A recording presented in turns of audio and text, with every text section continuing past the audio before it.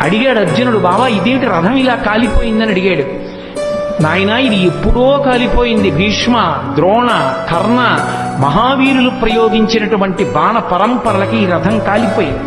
నువ్వు కాలిపోతావని దీన్ని కాలిపోకుండా ఆపాను. ఇప్పుడు ఇక యుద్ధంలో విజయం సాధించావు కాబట్టి ఈ రథాన్ని కాలిపోవడానికి అనుమతించాను. కాబట్టి బావా రథం కాలిపోయిందన్నాడు. నిజంగా కృష్ణ పరమాత్మ యొక్క అండే పాండవులకు లేకపోతే గెలవగలరా? మహానుభావుడు యుద్ధంలో నిలబడ్డాడు కాబట్టి రక్షించాడు. అన్న బలరాముడే భీమసేనుండి చంపుతానన్నప్పుడు కాపాడాడు. ఆఖరికి యుద్ధం అంతా అయిపోయిన తర్వాత మూర్ఖురు కొడుకుల్ని భీముడే చంపాడన్న కారణం మీద భీముణ్ణి ఉరే నాయన దగ్గరికి రారా కౌగిలించుకుంటానన్నాడు ధృతరాష్ట్రుడు.